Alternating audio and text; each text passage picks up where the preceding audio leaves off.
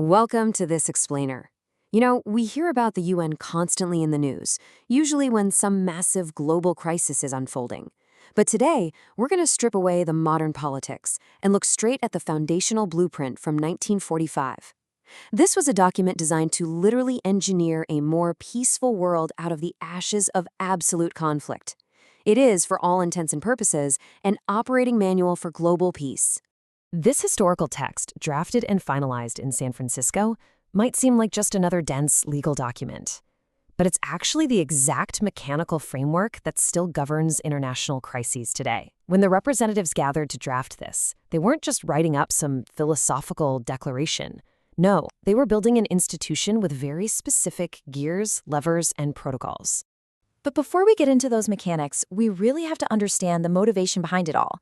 The preamble hits you right away with this incredibly powerful mission statement.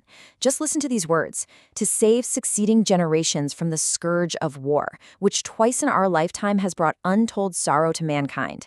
That is a profoundly heavy opening. It grounds the entire bureaucratic machine that follows right in the raw emotional trauma of World War II.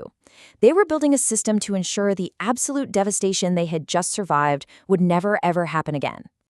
Okay, to understand this manual, we're going to look at its blueprint for peace, the principal organs, the balance between the Assembly and the Council, how it resolves conflicts, global cooperation, and finally, justice and administration. Let's get into it. Section 1, a blueprint for peace, focusing on the core purposes of the organization. Diving right into Chapter 1, Article 1 makes it super clear that the UN isn't just a war-stopping machine. Yes, maintaining international peace is point number one, but it's also designed to proactively develop friendly relations based on equal rights. It aims to achieve international cooperation across economic, social, and humanitarian lines, and it explicitly promotes respect for human rights and fundamental freedoms for everyone, no matter their race, sex, language, or religion. So the big takeaway here is that this blueprint defines peace not just as the absence of war, but as the active presence of cooperation and human dignity. Section 2, the principal organs, essentially the machinery of peace. Now, to transform those massive, high-minded goals into reality, the Charter creates 6 principal organs. Think of this list as our map to the UN's engine room. We have the General Assembly, the Security Council, the Economic and Social Council, the Trusteeship Council, the International Court of Justice, and the Secretariat. Each one of these organs has a highly defined role, and the Charter is incredibly strict about delineating exactly who does what. Section 3, Assembly versus Security Council, where we unpack the balance of power. Honestly, the most conceptually fascinating part of this entire blueprint is how it dishes out power. The General Assembly acts as this vast global town hall, where all member states get one vote to make what the Charter calls recommendations. But in stark contrast to that, the Security Council is an exclusive executive body with real teeth. Its decisions are legally binding on everyone. Originally consisting of just 11 members total, they are handed the primary responsibility for maintaining peace.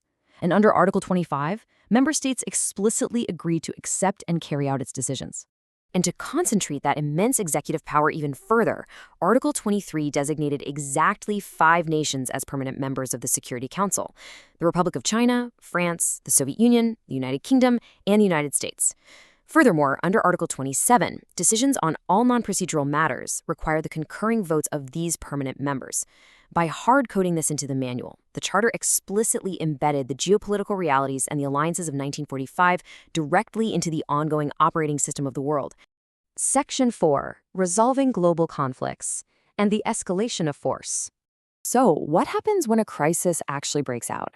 Well, Chapters 6 and 7 read almost like a computer algorithm for crisis management, mapping out a dramatic, step-by-step escalation protocol for the Security Council. Step 1, under Article 33, is Pacific settlement, meaning the parties must first try negotiation, mediation, or arbitration.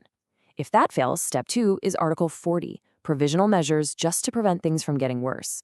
If those are ignored, we escalate to Step 3, Article 41, measures not involving armed force. Think complete or partial economic blockades, or severing rail, sea, postal, and diplomatic ties. And finally, if all else proves inadequate, Step 4 is Article 42.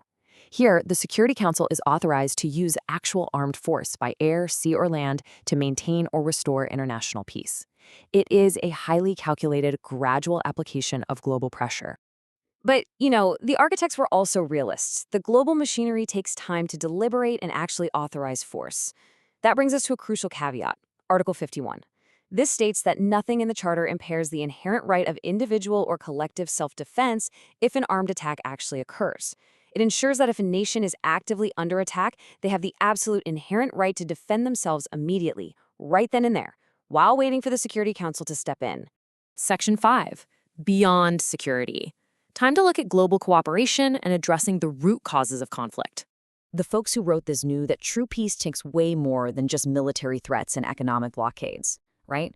It requires stable, thriving societies. You literally cannot police a starving or sick world into permanent peace. That is exactly why they built the Economic and Social Council, or ECOSOC.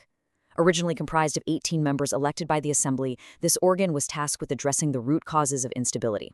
Under Articles 55 and 62, they're explicitly told to promote higher standards of living, full employment, and solutions for international health problems. They're also the engine for drafting conventions on human rights. It's essentially the preventative medicine wing of the UN, designed to foster conditions where war is just less likely to spark in the first place. Right alongside ECOSOC, they also included the Trusteeship Council in Chapter 12. This was a really fascinating, highly specific mechanism for a post-World War II world. It was designed to govern certain territories, like former mandates or territories detached from enemy states, and progressively guide them towards self-government or independence. It was built with the clear understanding that the world map was actively changing, and an orderly, supervised transition was absolutely required for global stability. Section 6. Justice and Administration, or how they run the daily operations.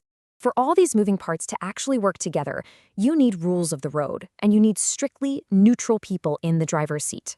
The International Court of Justice acts as the primary legal authority. Under Article 94, members literally take a pledge to comply with the decisions of the court in any cases where they are a party.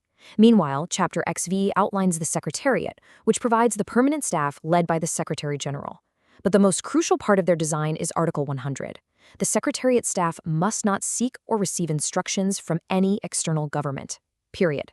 They are strictly international officials responsible only to the organization itself. It's a massive, independent civil service designed to keep this whole neutral machinery running smoothly.